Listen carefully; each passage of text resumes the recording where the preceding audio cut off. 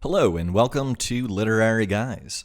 To our listeners who have been with us for some time, you know that we occasionally like to take a moment and step away from the novel form and instead look at short stories. And we'll be doing that again this week with George Saunders' piece, Sticks, a very short story. After the reading, we will have discussion at our usual venue, the Stardust Lounge. But now, Sticks. Every year, Thanksgiving night, we flocked out behind Dad as he dragged the Santa suit to the road and draped it over a kind of crucifix he'd built out of a metal pole in the yard. Super Bowl week, the pole was dressed in a jersey and Rod's helmet, and Rod had to clear it with Dad if he wanted to take the helmet off. On the 4th of July, the pole was Uncle Sam. On Veterans Day, a soldier. On Halloween, a ghost. The pole was Dad's only concession to glee. We were allowed a single Crayola from the box at a time. One Christmas Eve, he shrieked at Kimmy for wasting an apple slice. He hovered over us as we poured ketchup, saying, "Good enough, good enough, good enough." Birthday parties consisted of cupcakes, no ice cream. The first time I brought a date over, she said, "What's with your dad and that pole?" And I sat there blinking. We left home, married, had children of our own, found the seeds of meanness blooming also within us.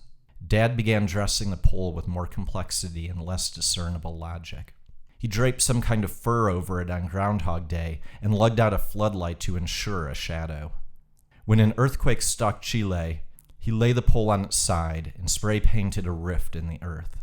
Mom died, and he dressed the pole as death and hung from the crossbar photos of Mom as a baby. We'd stop by and find odd talismans from his youth arranged around the base.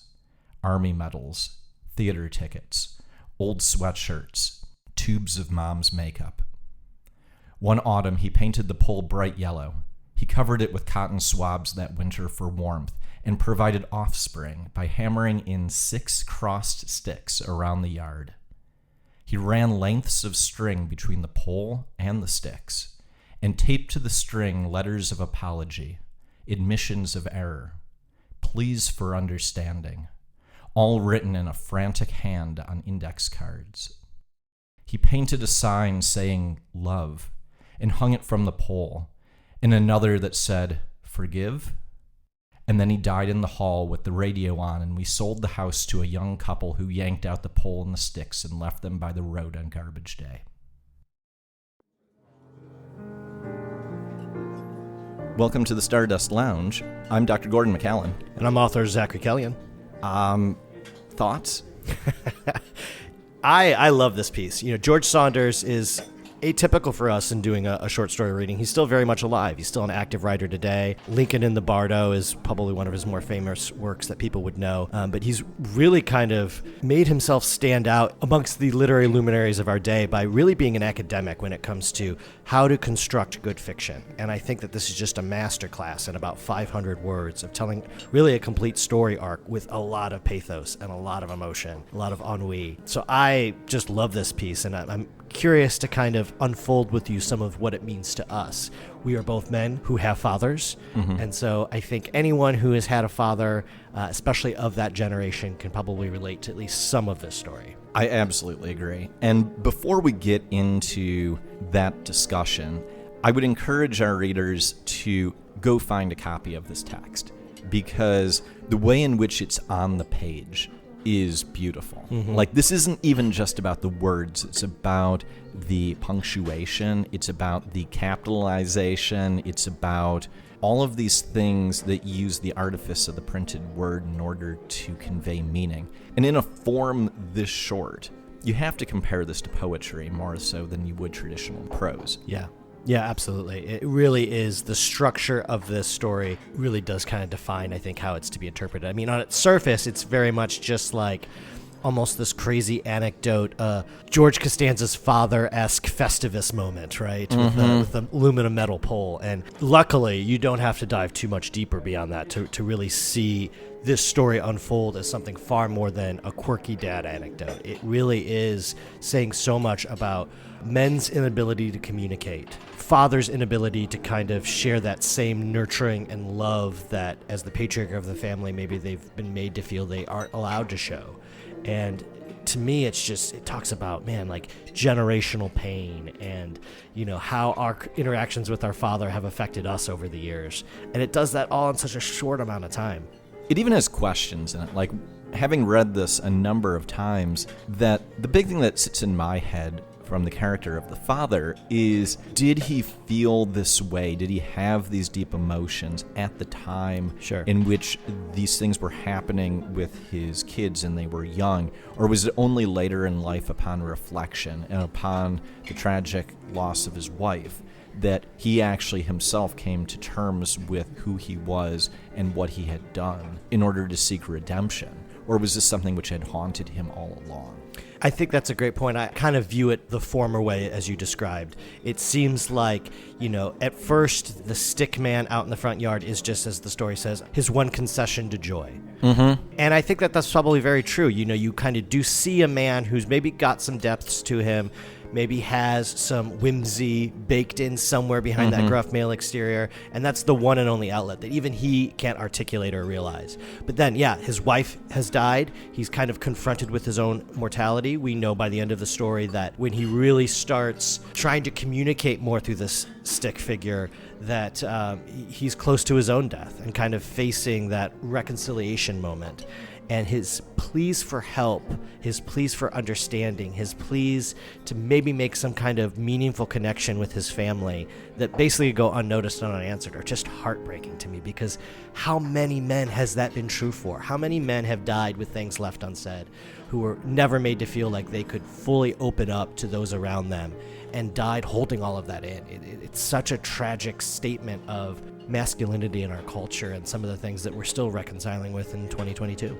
He directly goes after that idea of generational pain, because in the beginning of the second and final paragraph of this text, that it begins, "We left home, married, had children of our own, found the seeds of meanness blooming also within us." So he's not pulling any punches here. He clearly is saying that this isn't about a father who was necessarily just withholding. The term meanness is very explicit in my mind in order to contextualize what happened in the first paragraph. That there was an anger behind this. It wasn't just sort of a withdrawn loner, if you want to use that term, father, but instead it is a meanness that underlies that, which was successfully passed along to that next generation. You see how impressionable kids are and how much a little gesture of warmth can go such a long way for a kid. And when deprived of any of that, what chance do you have to, be a nurturing parent to a successive generation of children? It really does define so much of what I assume is world culture, but I can definitely say is American culture, specifically that culture of masculinity, where men are supposed to be this authoritarian figure in the household, this kind of steady rock, never showing emotion, never letting quote-unquote weakness be shown, even if that weakness, quote-unquote, is you telling your child that they are loved. And man, how did we go so wrong, and how do we dig ourselves out from this? Well, I certainly am not going to solve all of the ills of child psychology here, but certainly I think that the level of expectation that we have been told by society that we need to put into the next generation each time, and that anything short of fantastic excellence is somehow, a sin unto itself, that you get this criticality. And I think that comes through with the father in the story. It's mean, it's critical, it's passed on. And it's also this inability to have any sort of discourse here. I mean, it's what you were just talking about. Like, the most that this man was able to say was forgive, written on an index card. Yeah. That doesn't make up for a lifetime of transgressions. And so, in some ways, it's an epic gesture that this person who was so closed in, so incapable of expressing that love, was able to even recognize enough in order to do that. That's epic. Yeah. But it's still minuscule compared to what was actually necessary to change the course of this generational pain that we're talking about. As we read this in 2022, it really strikes me, there's rightfully so a lot of criticism that's being dumped on toxic masculinity now and male behavior, and I'm not disagreeing with any of that, nor am I suggesting that women have not had their own BS thrust on them by society. But one of the things that this story, I think, helps highlight, and I hope anyone who reads the story can kind of parse out on their own, men have historically had a lot of BS thrown their way too. And maybe a lot of the quote-unquote toxic masculine traits that we see aren't inherent to being a man. It's something that society has reinforced, and in these familiar structures, this cycle has reinforced itself. If that is how you were raised, to not ever show your emotion, but you are an emotional creature just like any other living, breathing human being, those emotions are going to come out in very violent at times, very unproductive ways. And I hope anyways, people can read the story and think to themselves, men are the victims of societal expectation here too. And while it doesn't excuse the behavior, I think it should offer some level of understanding for why so many men are the way that they are. But I think it is a bold choice to try and change.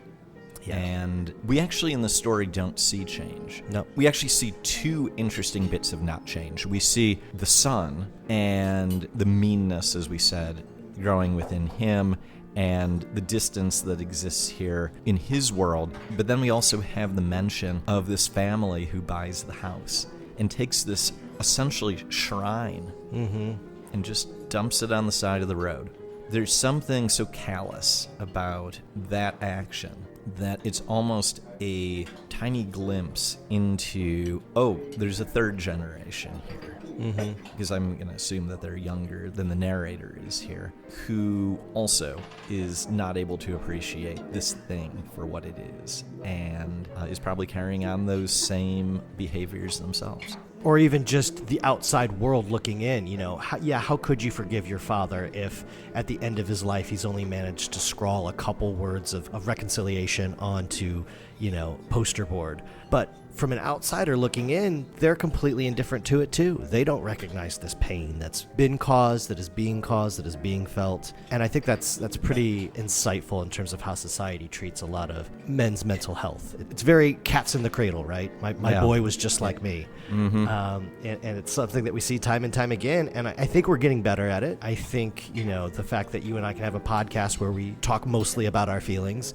occasionally about books, is a step in the right direction. But they're so minuscule steps compared to the damage that's been done, just as the father's attempts to reach out, as you said, are so minuscule compared to the damage already done. It's like, man, how many more generations are we going to go through this until we're at least mostly healed from it?